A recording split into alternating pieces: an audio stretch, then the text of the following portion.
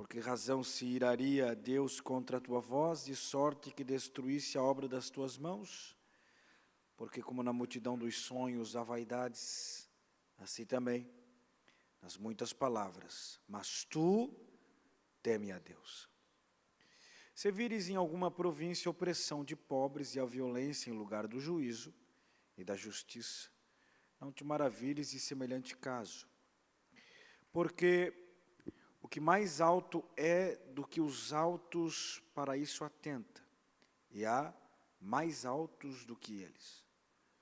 O proveito da terra é para todos, até o rei serve do campo. O que amar o dinheiro nunca se fartará de dinheiro. Quem amar a abundância nunca se fartará da renda. Também isso é vaidade. Onde a fazenda se multiplica, aí se multiplicam também os que comem.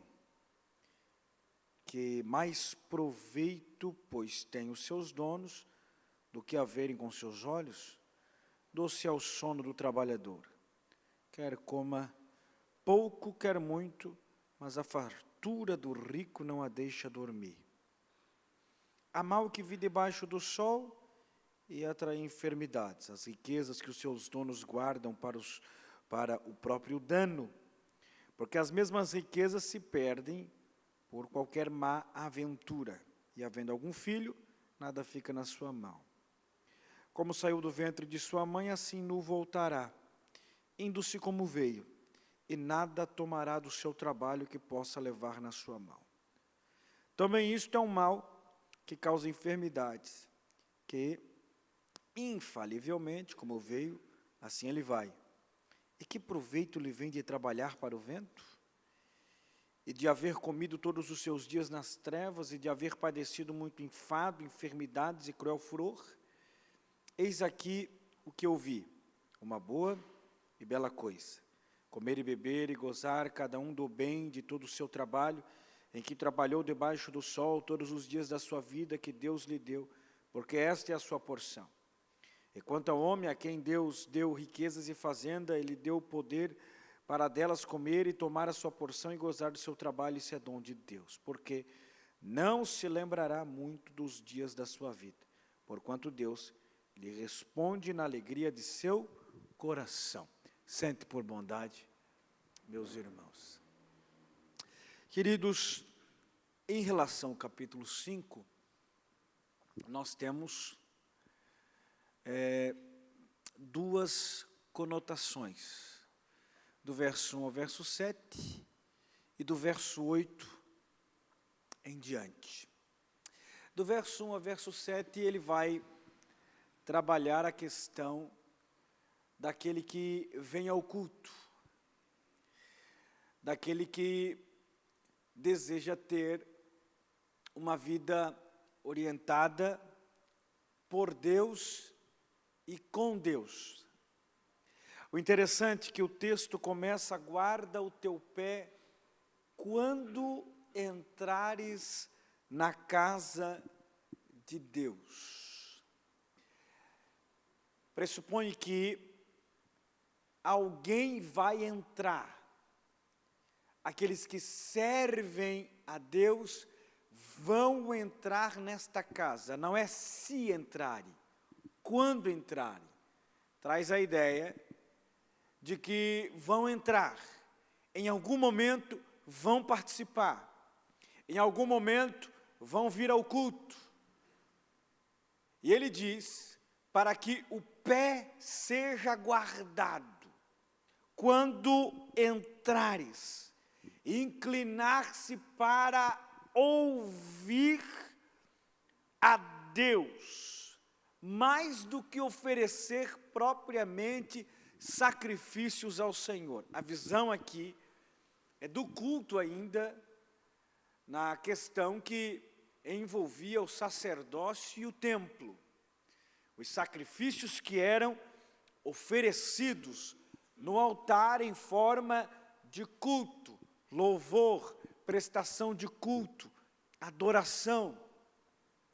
Paulo recomenda que o culto deve ser com ordem e decência. que o culto ele tem que ter suas finalidades principais: adoração, louvor, profecia, línguas, interpretação de línguas. Um culto completo ao Senhor. E a ideia é fazer com ordem, com decência. Aí entra a natureza da ética, ou do comportamento do homem em relação ao culto. Ética tem tudo a ver com norma de comportamento, tem tudo a ver com aquele que adentra o culto e sabe que neste ambiente tem que haver reverência, sabe que neste ambiente tem que haver dedicação, sabe que no ambiente do culto tem que haver norma, tem que haver princípios. Então ele diz: olha, é melhor você guardar o teu pé e oferecer louvor a Deus do que tecnicamente sacrifícios de tolo. E o interessante que ele fala a respeito da língua, da boca, do não se precipitar a falar. Aquele que se precipita na fala, às vezes cai no próprio abismo das suas palavras. Tiago, ele tem um texto que fala a respeito da língua. Eu não estou enganado, se é o capítulo 3. E ele fala a respeito da língua como um membro que pode destruir, maldizer, peçonhento, cheio de malignidade. E o interessante que Salomão também se aplica a dizer: não precipites com a tua boca, não se apresse a pronunciar palavra alguma diante de Deus. E ele, a partir do verso de número 4, fala a respeito do voto. E o que é o voto? Voto é uma promessa firmada. Eu fiz um voto ao Senhor, preciso cumpri-lo. E não posso me tardar em cumprir. Nós podemos fazer votos, nós podemos fazer promessas, e o que se espera é que votos e promessas que eu faço ao Senhor sejam cumpridas. Um exemplo claro disso: Ana fez um voto ao Senhor no templo, orando ao Senhor, sussurrando com os lábios. Ela disse ao Senhor que se o Senhor desse a ela um filho varão, tal filho seria apresentado ao templo e ficaria lá. Seria oferecido ao Senhor, seria ofertado ao Senhor este filho que ela, em oração, fez promessa, fez um voto. No tempo certo, no tempo hábil, ela cumpriu o voto. Ela cumpriu a promessa. Então, quando nós oramos, ou quando nós falamos com Deus, cuidado nas suas palavras, para que a sua oração não seja de tolo, para que não seja uma oração sem sentido, de palavras lançadas ao vento. Quando fizeres um voto ao Senhor, trate de cumpri-lo. Por quê? Porque Deus não se agrada de tolos. Se fizeres o voto, cumpra-o, paga-o. Quantos de nós já não agimos feito tolos? Fizemos votos e promessas e não conseguimos cumpri-la diante de Deus. Por isso que Salomão adverte, traz uma exortação ao nosso coração: não te precipites com a tua boca, nem o teu coração se apresse a pronunciar palavras.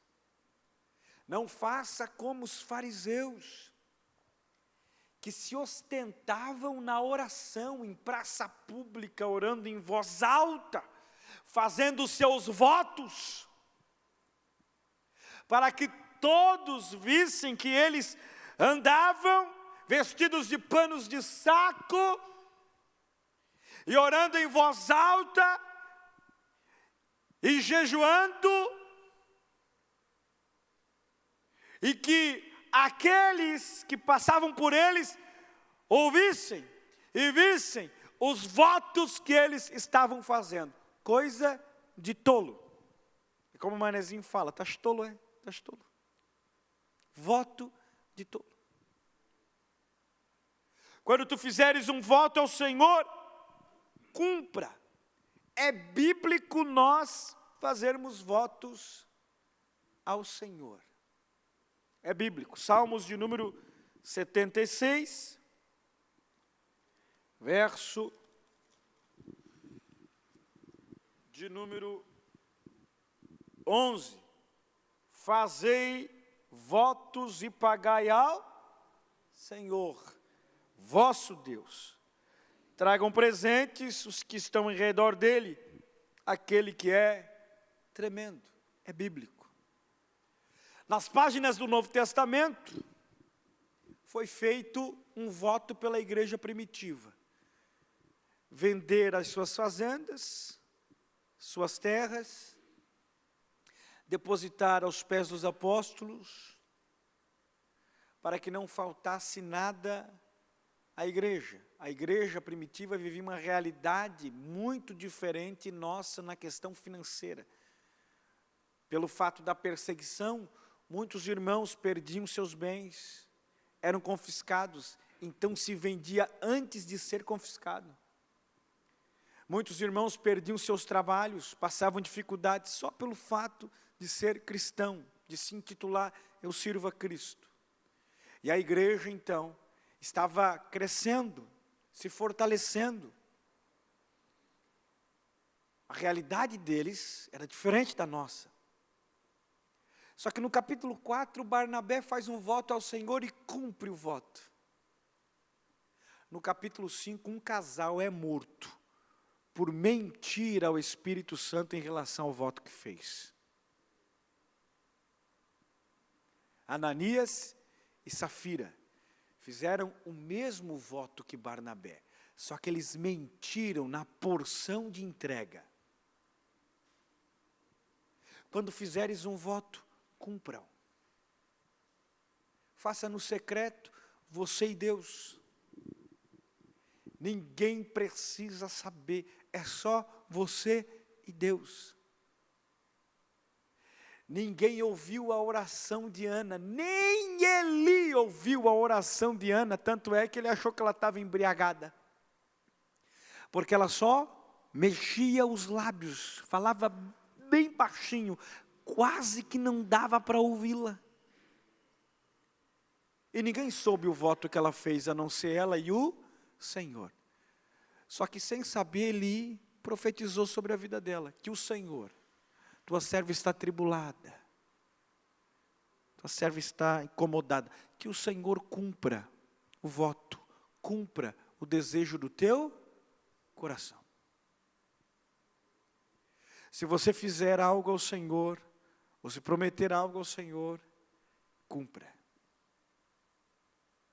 se prometeu ofertar, se prometeu ser dizimista, se prometeu viver uma comunhão extrema, se prometeu algo para a tua casa, para a tua família, para os teus filhos, se fez um voto de entregar os teus filhos ao Senhor. E quando a gente fala de fazer um voto para entregar os nossos filhos ao Senhor, não é chegar e largar ele na igreja, toma, está aí pastor, está aí meu filho, estou oferecendo ele ao Senhor, cuida dele. Não, negativo. Quando você faz um voto de entregar o seu filho ao Senhor, em oração você diz, Pai, esse filho é teu. O Senhor me deu, mas esse filho é teu, e eu entrego ele a ti. Eu ofereço ele a ti, e nesse oferecer, você ampara, você cuida, você protege, você alimenta ele com a palavra. Quer ver um detalhe? Há 35 anos atrás, 35, vou fazer 36 ano que vem, 34 é alguma coisa, entre 34 e 35. Eu tinha uma anemia profunda, a ponto de virar leucemia. Depende do quadro da anemia, ela vira leucemia. E daí o quadro se torna muito pior. Então, anêmico, eu era muito magrinho, eu engordei depois que virei pastor, irmãos. O povo acostuma mal a gente, né? Mas muito magrinho, sequinho. A mãe me trazia toda semana, eu não estou enganado se era 2 ou 1 vez por semana, mas toda semana ela me trazia no hospital infantil. Toda semana. Nós morávamos lá em Maciambu, lá na Palhoça. Quem conhece Maciambu lá na Palhoça? Tem algum irmão que conhece lá? Só eu e o irmão Rogério? Mas ninguém conhece Maciambu? Tem outro irmão ali? Isso, perto da Praia do Sonho, isso mesmo. É longe, um pouco antes de Paulo Lopes ali. E daí a mãe pegava um ônibus, e já tinha meu irmão, e ia com nós dois, e voltava, ia e voltava. E eu não melhorava. Até que um dia a mãe fez um voto ao Senhor e disse, Deus, se for para o meu filho ser uma treva, incomodar, ser do mundo, que o Senhor leve ele. Agora, se for para o meu filho ser usado nas tuas mãos, ser uma bênção, que o Senhor cure ele e eu vou oferecer ele a ti. E está aqui eu bem vivinho. Voto. Entregou. Ofereceu. Deu ao Senhor. Cumpra, meu irmão. Não negocie com o Senhor, cumpra. Semana passada eu falei sobre erros e acertos. Não existe justificativa. Ou você acerta, ou você erra. Cumpra os teus votos que você fez em oração, em clamor, em buscar a presença de Deus. E lá no final do versículo 7, ele fala sobre o temer a Deus. Teme a Deus. Essa é a tônica do livro que se encerra com o temor a Deus lá no capítulo 12, verso 13. Teme a Deus. Então o primeiro ponto que nós temos é aquele que entra na casa do Senhor, é aquele que faz votos, é aquele que tem reverência, é aquele que cumpre os seus votos, é aquele que faz o máximo para agradar ao Senhor. Esse é o primeiro ponto de vista que nós observamos no capítulo 5. Agora, ele se volta a falar novamente de riqueza, trabalho, labuta, ganhos, enfim. E o interessante é que ele fala sobre a opressão. Se vires a opressão em alguma província, no meio dos pobres, e violência em lugar de justiça, em lugar de juízo, não te maravilhes de semelhante caso. Isto é, se tu observar que alguém está ganhando em cima de outro, se tu observar que alguém está se beneficiando do outro, não te maravilhes. Não fique com a tua alma turbada e nem atribulada. Até parece que nós vivemos a mesma realidade, né? O pobre se ferra e aquele que ganha do pobre nos palácios do governo. Até parece que nós vivemos a mesma realidade. Isso que Salomão escreveu há mais de 3.000 anos atrás, sem saber que nós enfrentaríamos isso hoje. Sem saber que nós passaríamos pelas mesmas situações, opressão, a violência em lugar da justiça, o justo sofrendo, o ímpio se sobressaindo. Só que daí Salomão continua dizendo que o proveito da terra é para os tolos, e até o rei se serve do campo. E daí ele entra na ideia de que o amor ao dinheiro não traz fartura. E o que ama em abundância não consegue se fartar da sua renda. O dinheiro é uma bênção. O dinheiro é uma bênção. Com dinheiro você tem poder de compra, tem poder de negociar. Agora, em contrapartida, você tem o amor ao dinheiro. E aquele que ama o dinheiro, ele nunca está satisfeito. Aquele que ama o dinheiro, ele nunca está farto. Aquele que ama o dinheiro, ele sempre quer mais, a ponto de não ter noites tranquilas de sono.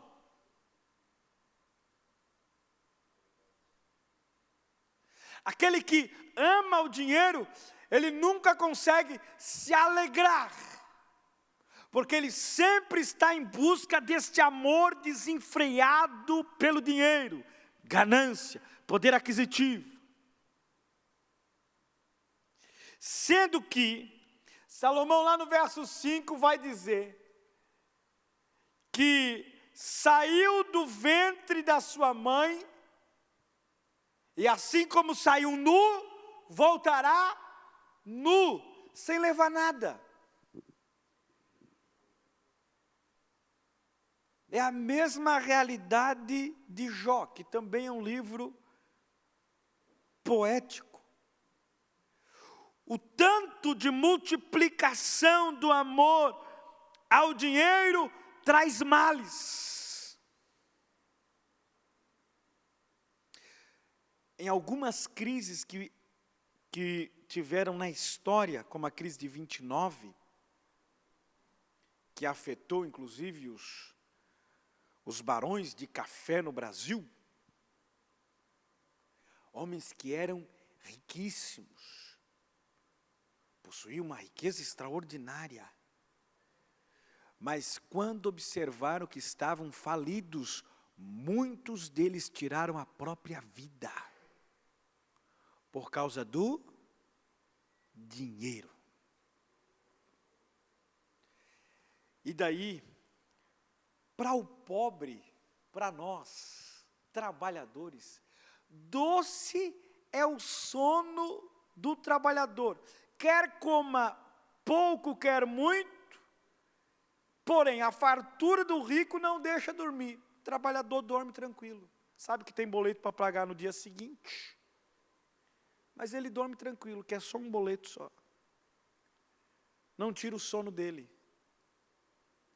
Enquanto aquele que ama o dinheiro, ou aquele que é muito rico, que é aquele que tem, ele não tem noites tranquilas de sono. Se for fazer uma entrevista com a maioria dos milionários, muitos deles dormem muito pouco, descansam muito pouco. E isso acaba afetando o próprio emocional, psicológico. Não estou aqui sendo adepto da teologia da pobreza, nem da teologia da miséria. Pelo contrário, o desejo de Deus é que a gente prospere, seja ricamente abençoado. Mas o cristão verdadeiro, que é rico e que não tem o seu amor apegado ao dinheiro, a satisfação dele não é o dinheiro, a satisfação dele é Cristo.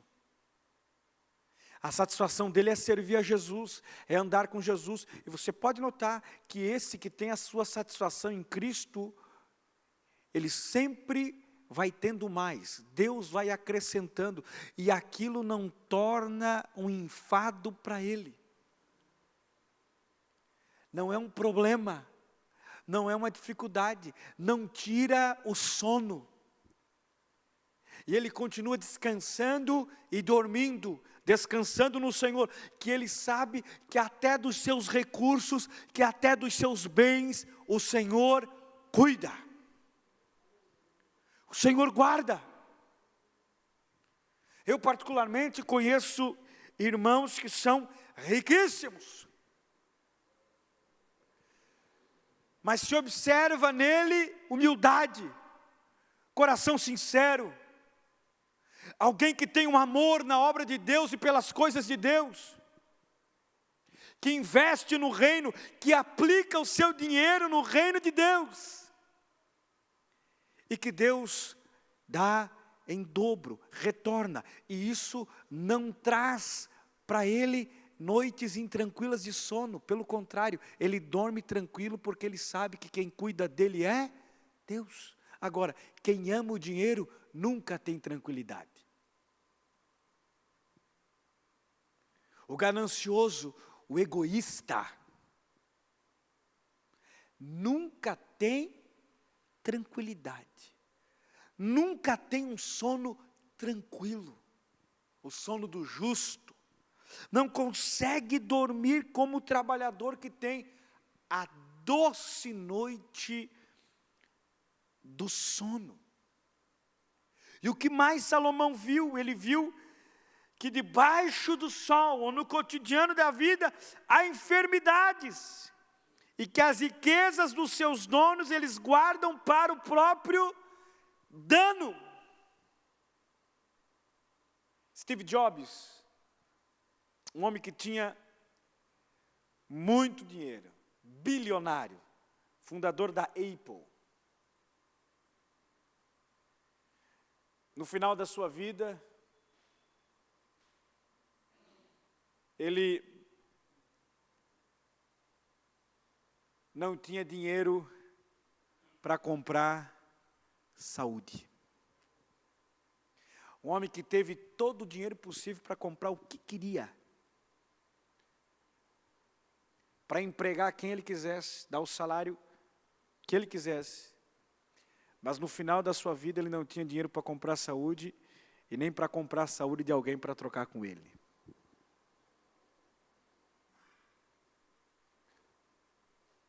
Cuidado, meu irmão. O dinheiro é bom, é proveitoso, é necessário. Só que o amor é um mal sagaz. O amor ao dinheiro traz destruição. Quer ver uma coisa? Quantas famílias que enquanto os pais são vivos, vive um amor. O pai e a mãe morreu, a guerra pela herança começa. Até morte, por causa de dinheiro de herança. Um filho tenta ser mais malandro do que o outro, querendo usurpar mais do que o outro, e na divisão dos bens, uma guerra.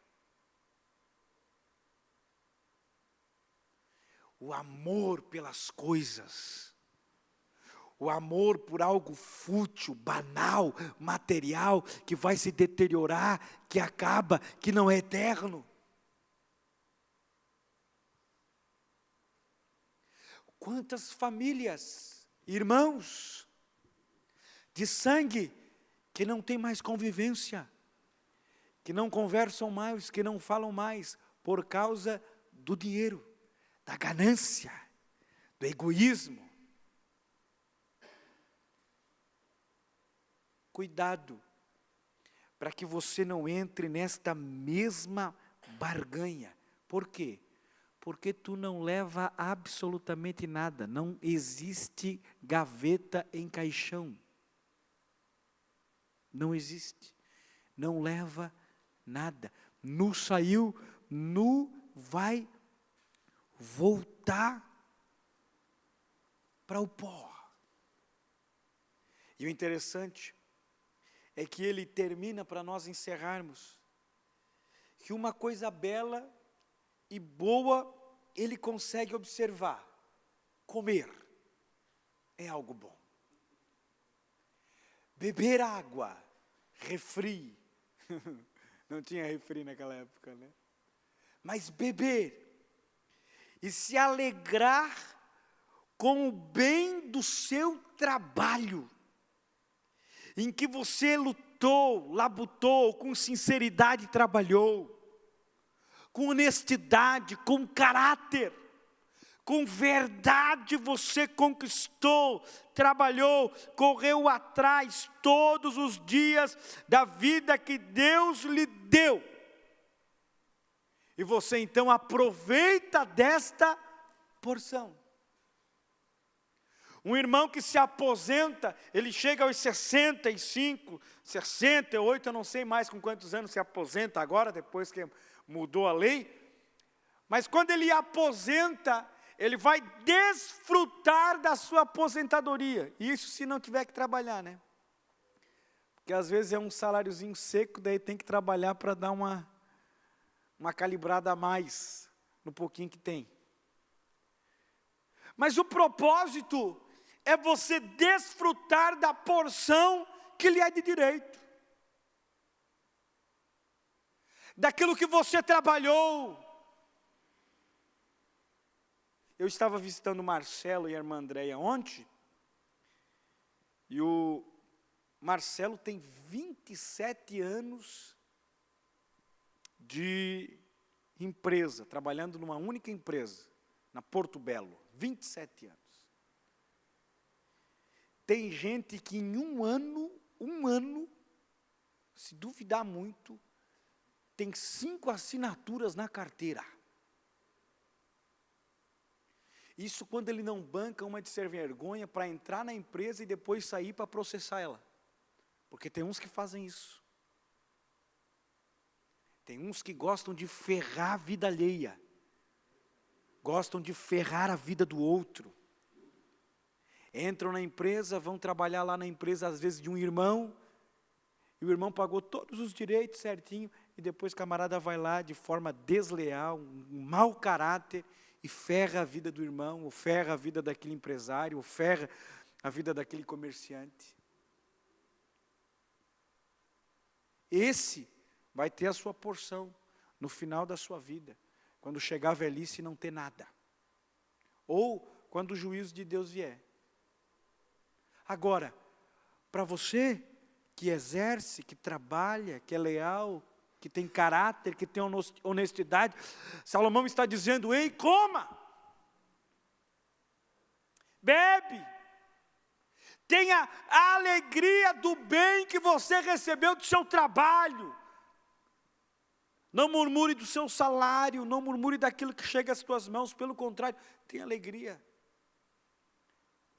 Aquele pouquinho Deus pode multiplicar. Aquele pouquinho Deus pode abençoar a ponto de você ficar boquiaberto. Meu Deus, como é que se multiplicou tanto? É Deus. E daí ele continua dizendo: e quanto ao homem a quem Deus deu riquezas e fazenda, Ele deu poder para delas comer, e tomar a sua porção e gozar de seu trabalho. O que é isso? Isso é dom de Deus. tanto para o rico, como para o menos afortunado, para o pobre. Isso é uma dádiva, isso é um presente que Deus concede àqueles que trabalham, que correm atrás, que labutam, que não são apegados a estas coisas ou às coisas desta terra, que não ajuntam tesouros nesta terra, que não colocam seu coração nesta terra, mas que vivem a cada dia um presente de Deus, uma dádiva de Deus.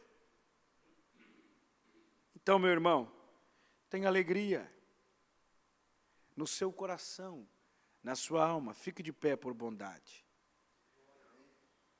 Por quê?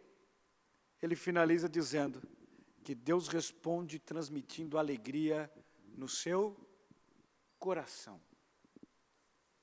Querido, tem essa máxima na tua alma, de servir a Deus, de guardar o teu pé, de ter reverência, de servir a Deus com zelo, com devoção, de cumprir os seus votos, promessas que você faz. Como também, tenha cuidado com o amor ao dinheiro, mas não seja um adepto da teoria da pobreza, ou da teologia da pobreza. Não, eu sou um pobretão mesmo. Não, lute, labute, trabalhe, corre atrás dos sonhos, dos objetivos, trace uma meta de vida, sirva a Deus de coração, coloque isso nas mãos de Deus, coloque os sonhos, objetivos, planos, projetos nas mãos do Senhor, que Ele se encarrega de cuidar e cumprir. Agora, Ele já conhece a probabilidade do nosso coração se desviar do foco, dependendo daquilo que a gente está projetando. É por isso que às vezes ele tranca, não realiza, não faz. Porque enquanto eu estou vendo aqui, ele já está vendo lá na frente. Ele já está observando a minha queda lá. Então ele segura aqui. Agora, quando eu projeto e coloco em Deus, e esse projeto é para a glória de Deus, e esse trabalho é para a glória de Deus, e esse dinheiro é para a glória de Deus, e estas conquistas é para a glória de Deus, e o objetivo é para a glória de Deus, então corre atrás, labuta, luta, vai atrás dos teus sonhos. Se a finalidade é para glorificar, quer comais, ou que você possa fazer qualquer coisa, faça-se tudo para a glória de Deus. Tudo tem que ter um destino, um foco, a glória de Deus. Que você tenha isso na sua mente, que você tenha isso no seu coração. Feche os teus olhos onde você está. Deixa eu orar por você. Pai, nós oramos. E nós queremos guardar o nosso pé, quando entrarmos neste santuário para buscarmos a Tua face. Com reverência, com temor e com amor ao Senhor e também à Sua palavra. Nos ajuda a cumprir os nossos votos que nós fizemos em oração a Ti. E que possamos ver as Tuas mãos nos guiando e nos fortalecendo naquilo que o Senhor tem para nós. Como também nos livra do amor ao dinheiro, mas nos conceda, Senhor meu Pai, receber sempre a nossa porção diária. Conceda, Senhor meu Pai, aos Teus filhos vitórias, conquistas, porque se o objetivo é para glorificar o Teu nome, o Senhor tem prazer em abençoar, em conceder, em dar. Venha abençoar o trabalho dos Teus filhos, venha prosperar os Teus filhos, venha prosperar eles na finalidade de o Teu nome ser glorificado, Pai. Nós Te louvamos, Te agradecemos, em nome de Jesus.